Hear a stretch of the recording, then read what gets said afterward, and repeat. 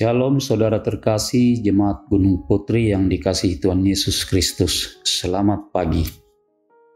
Sebelum kita beraktivitas hari ini, mari sejenak kita baca dan renungkan firman Tuhan untuk hari ini Rabu 27 Desember 2023. Sebelumnya mari kita berdoa.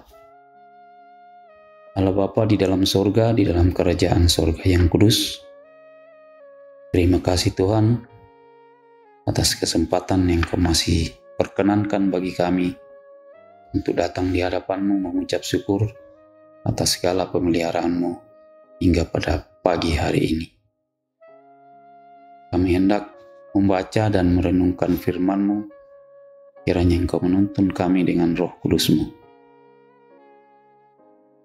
Ini doa syukur kami kepadamu ya Bapa, di dalam nama Yesus kami berdoa dan bersyukur kepadamu. Amin.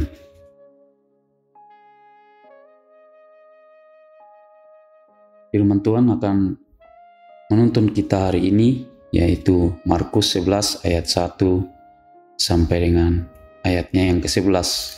Demikian. Yesus dielu-elukan di Yerusalem. Ketika Yesus dan murid-muridnya telah dekat Yerusalem, dekat Betfage dan Betania yang terletak di Bukit Zaitun, Yesus menyuruh dua orang muridnya dengan pesan, "Pergilah ke kampung yang di depanmu itu.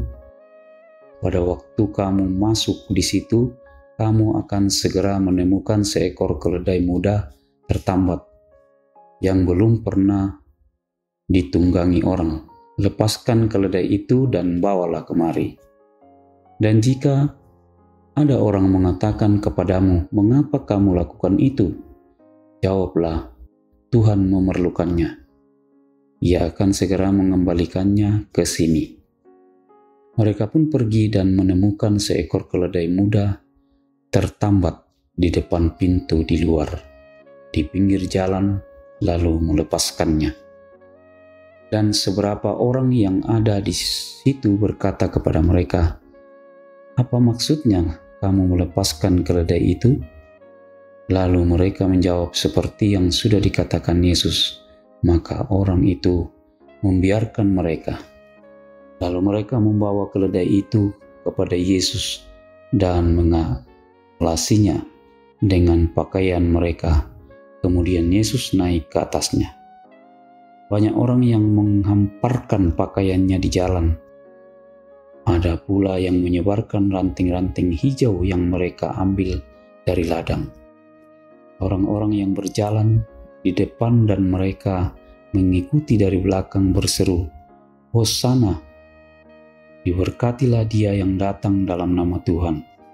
Diberkatilah kerajaan yang datang, kerajaan Bapa kita Daud. Hosana di tempat yang maha tinggi." Sesampainya di Yerusalem, ia masuk ke bait Allah. Di sana ia meninjau semuanya. Tetapi sebab hari sudah hampir malam, ia keluar ke Betania bersama dengan ke-12 muridnya.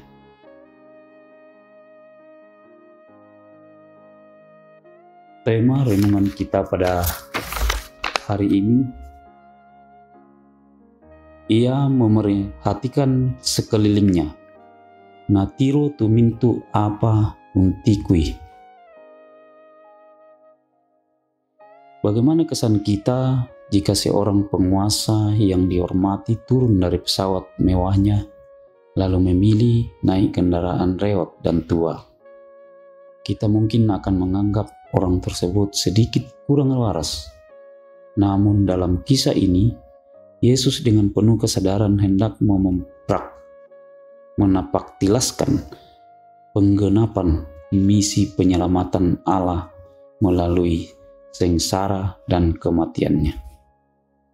Nubuat Alkitab tentang hamba Allah yang menderita akan dinobatkan menjadi raja yang penuh kuasa, sesuai dengan kedatangan Yesus ke Yerusalem.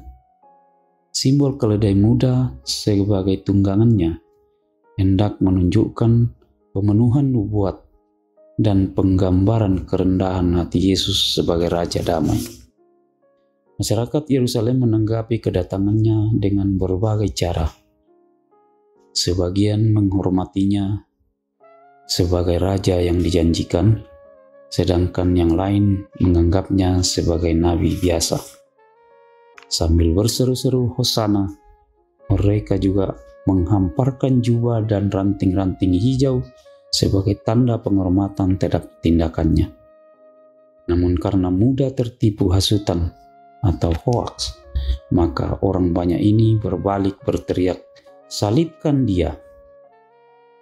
Opini masyarakat sejak dulu hingga kini sering menganggap seorang pemimpin yang hebat pasti tampil heroik bak Superman. Sejatinya, Yesus melebihi semua pahlawan yang bisa dibayangkan oleh manusia. Namun dia menanggalkan semua itu, lalu merendahkan dirinya demi menyelamatkan manusia.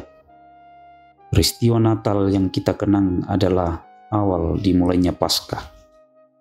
Kemuliaan Yesus Kristus tidak dapat dilepaskan dari kesederhanaan, bahkan sengsara yang Ia tanggung untuk kita. Yesus datang menyelidiki dan memeriksa bait Allah. Maka apakah hati kita pun sudah siap menerimanya? Izinkan Yesus menyelidiki hati kita, agar semarak Natal benar-benar membawa makna dan terus membaharui hidup keberimanan kita. Amin. Demikian pembacaan dan renungan kita pada hari ini. Kita kiranya menuntun kita beraktivitas hari ini. Mari kita berdoa. Allah Bapa di sorga, terima kasih Tuhan atas kesempatan yang Kau berikan kepada kami untuk membaca sebagian firman-Mu dan merenungkannya. Tuntun kami ya Roh Kudus untuk memampukan kami melaksanakan dalam kehidupan kami firman-Mu ini. Dan mampukan kami untuk berbuat yang terbaik terhadap sesama kami, bahkan terhadap Engkau ya Allah. Ke dalam tangan-Mu serahkan hidup kehidupan kami ya Bapa. Di dalam nama Yesus Kristus kami sudah berdoa, bersyukur kepada Bapa di sorga. Haleluya. Amin.